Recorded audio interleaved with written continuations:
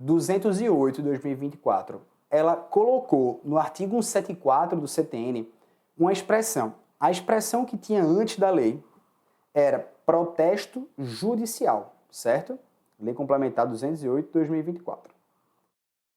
Isso aqui estava no CTN. Isso aqui foi incorporado no CTN. Protesto extrajudicial. Professor, eu não entendi nada. Por que mudaram somente essa palavrinha? Senhores, isso aqui tem um efeito prático enorme. Enorme. Assim, absurdo, absurdamente enorme. Por 3 coisas. Primeiro, a primeira motivo é que eu estou falando do que a gente chama de protesto, eu vou até colocar de outra cor, de CDA. Protesto de CDA. Protesto de CDA. Isso é o que a gente chama de protesto extrajudicial, tá? O protesto de CDA, de dívida ativa, ele é tão importante que ele foi criado, ou melhor, ele foi ratificado na ADI 5135 do Supremo Tribunal Federal. Um breve parênteses é o seguinte, o STJ, ele dizia que a gente não poderia fazer protesto de dívida ativa, porque ele dizia que a própria Fazenda Pública, ela já tinha meios privilegiados de cobrança. Você pode cobrar através da execução fiscal. Protesto CDA não pode, por mais que a gente tenha uma lei de protesto que dizia, olha, todos os títulos executivos extrajudiciais, eles podem ser protestados. E a CDA, ora, que novidade, ela é um título executivo extrajudicial. Isso o STJ, ali em 2014, 2015, eu entendi que não podia. Aí o legislador viu a decisão da STJ e falou assim, nossa, STJ, eu quero protestar dívida ativa. E aí o legislador mudou a lei de protesto para expressamente dizer, eu quero protestar dívida ativa. E aí o STJ muda de opinião, porque houve uma reação legislativa e diz, pode protesto de CDA. O Supremo depois vai em 2015 e fala, pode protesto de CDA. Professor, e por que o protesto de CDA é tão importante?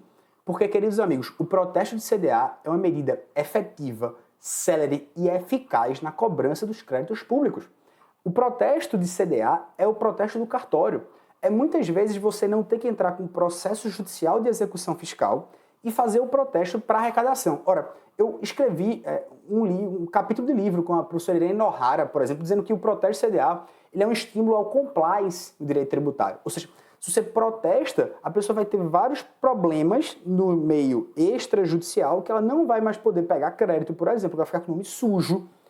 Isso é muito mais efetivo, às vezes, do que você entrar com uma execução fiscal para ter um despacho do juiz, para citar para a pessoa.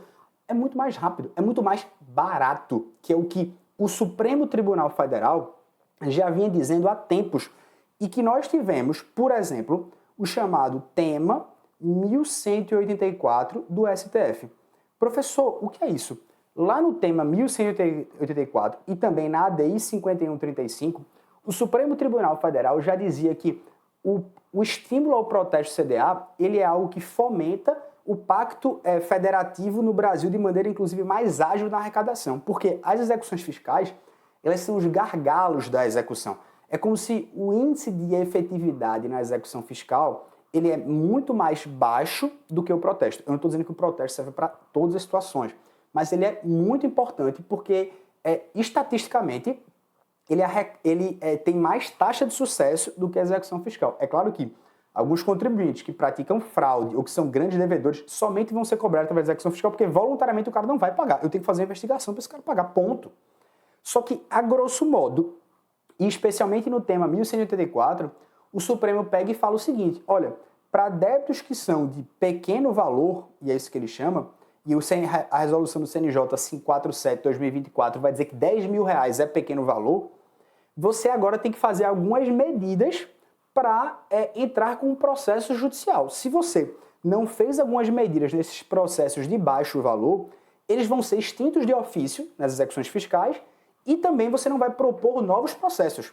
Quais são eles? Ele vai dizer que você vai ter que tomar algum tipo de medida administrativa, seja ter um parcelamento aberto, seja mandar uma cartinha para a pessoa, seja de alguma maneira tentar resolver de maneira administrativa esses débitos de pequeno valor. E também fazer o protesto. Então, o protesto, ele começa a ser uma medida necessária, salvo motivo justificado, assim diz a tese, né, do STF, para que você ingresse com os processos de execução fiscal. Mas, ora, professor, se esse protesto ele é tão bom, tão bom, tão bom, tão bom, tinha algo que a gente precisava fazer, que era o quê? Nós temos aqui, veja como isso aqui é interessante, eu vou até colocar os marcos para você perceber. Eu tenho aqui a obrigação tributária, e entre a obrigação tributária e o crédito tributário, eu tenho o que a gente chama de decadência, né? O que é isso? A Fazenda Pública tem, via de regra, 5 anos para constituir o crédito, para chegar o boleto na sua casa. O auditor fiscal tem que lançar o crédito IPVA, ponto. Só que entre o crédito tributário e o que a gente chama de execução fiscal, nós temos, via de regra, também esse prazo de 5 anos, que é o prazo de prescrição, certo? O que é o prazo de prescrição? É o prazo que a Fazenda Pública tem entre a constituição do crédito e a efetiva cobrança através de execução fiscal, ajuizar uma execução fiscal.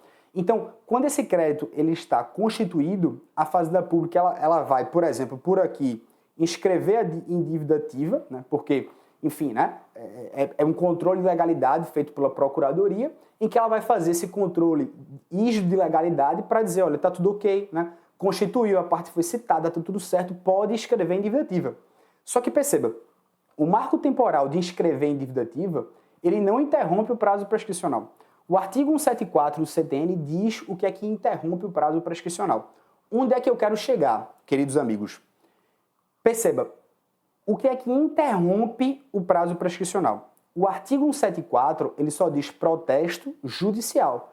Ou seja, somente o protesto perante um juiz, é uma ação mesmo judicial, interromperia o prazo prescricional. O que é que interromperia, por exemplo, professor? Aderir a um parcelamento, porque já tem súmula do STJ dizendo que quando você adere a um parcelamento, você também confessa que deve, obviamente. Se eu estou fazendo um parcelamento, significa que eu devo. Então, lá no artigo 174, inciso 4, ele diz qualquer ato extrajudicial que importa em confissão de débito, seria o parcelamento. E aí você pega o prazo prescricional que você tinha de 5 anos, você interrompe ele, você zera, e você pronto, fala, agora eu posso, por enquanto o cara estiver no parcelamento, obviamente, né? Vai estar suspenso a exigibilidade, mas se ele descumpre o parcelamento, a partir do descumprimento dele eu tenho 5 anos para propor a execução fiscal. Beleza? Beleza. Só que qual é a grande bronca? Nós temos um grande estímulo ao protesto de CDA. A gente estimula, o judiciário na DI 5135 estimula. O tema 1074 estimula o protesto de CDA, mas perceba, o protesto extrajudicial, ele não está no artigo 174 do CTN. Quando ele não está no artigo 174 do CTN, eu estou dizendo que quando a Procuradoria faz o protesto, ela não interrompe o prazo prescricional. Então eu estou te dando uma medida para você cobrar, estou te estimulando, mas o protesto extrajudicial ele não interrompia o prazo prescricional. Professor, por que isso aqui é tão importante? Porque, queridos amigos, o protesto cambial no Código Civil, artigo 202, ele interrompe o prazo prescricional. Veja, no Código Civil, protestar de maneira extrajudicial interrompe o prazo de prescrição. E por que no danado do Código Tributário Nacional não interrompe, professor? Aí o aluno espetacular, belíssimo, maravilhoso, lindo, aquela coisa fofa. Ele olha e fala, saquei. Porque o Código Tributário Nacional, ele trata sobre interrupção do prazo prescricional. E o artigo 146 da Constituição Federal diz que somente lei complementar pode tratar sobre matéria de prescrição em direito tributário. Por isso que eu tenho uma lei complementar 208/2024 que altera o artigo 174 e que, portanto, agora diz protesto extrajudicial interrompe o prazo prescricional também. Então veja que coisa maravilhosa. Por quê? Porque antes eu pegava esse prazo de 5 anos entre a constituição do crédito e a execução fiscal e dizia, Fazenda Pública, te vira, cobra mediante protesto, mas o protesto não vai ter efeito zero. Efeito zero. Por enquanto que se você cobrasse uma dívida pelo Código Civil, o protesto cambial interrompia o prazo de cobrança. Então eu estimulava a Fazenda Pública, cobra mediante protesto CDA, todas as fazendas públicas, isso é bom, isso faz com que o judiciário trabalhe menos e trabalhe melhor e trabalhe somente os processos que importam. Fazenda pública faça ajuizamento seletivo, ou seja, só propõe o processo quando você já tiver feito uma pesquisa de bens. Ou seja, eu dava todos os comandos dizendo, Poder Executivo, faça protesto. Mas o CTN, ele dizia, olha, o teu protesto, ele não interrompe o prazo prescricional. Então, eu pegava esse período entre a Constituição e a efetiva execução fiscal e falava, te vira Fazenda Pública para achar bens desse cara. Você vai ter que fazer o protesto, isso aqui é indiferente. Você vai fazer o protesto para, nas dívidas de pequeno valor, você tentar achar bens, mas se você não achar, meu amigo, está correndo o prazo prescricional de 5 anos, ele não parou. Agora o jogo mudou. Agora, por motivo de justiça tributária, na minha concepção, alteraram o Código Tributário Nacional para incluir a Lei Complementar 208 de 2024 e ter também o protesto extrajudicial como causa de interrupção do prazo prescricional. Isso é excelente, isso é fantástico. Por quê? Porque, novamente, não tem como você querer dar todas as ferramentas para falar faça um protesto CDA se você não tinha alteração do CTN, porque era necessário uma lei complementar alterar, já que para tratar sobre prescrição em direito tributário é necessário lei complementar, diz o artigo 146 da Constituição Federal. Logo, agora, o protesto extrajudicial, ele é apto para interromper o prazo prescricional. Por quê? Porque houve uma previsão expressamente na lei complementar, no artigo 174. Eu não poderia aplicar uma disposição do Código Civil do artigo 202, por exemplo, porque para tratar em direito tributário novamente sobre prescrição, eu preciso de lei complementar. E agora sim, eu falo, eu quero protesto CDA, eu estimulo o protesto CDA, fazendas públicas façam protesto CDA e também fazendas públicas. Quando vocês fizerem isso, saibam, vai interromper o prazo prescricional, porque eu estou vendo que vocês estão tomando medidas aptas a cobrar o crédito. Isso é fantástico. Isso é uma medida que já estava ali há mais de 3, 4 anos que tinha esse projeto de lei. E eu ficava sustentando isso. Caramba, a quantidade de ação que eu já vi no STJ, né, dizendo o protesto extrajudicial, ou seja, o protesto de dívida ativa, ele não interrompe o prazo prescricional. Agora tudo mudou. Protesto extrajudicial, protesto de CDA, interrompe o prazo prescricional. É isso aí, senhores. É isso aí. Massa, bem demais, né? Fantástico. E você, professor? Eu fico apaixonado por essas coisas, eu fico estudando. E falo, caramba, a prática mudando com leis boas. Leis boas. É isso aí, vamos lá.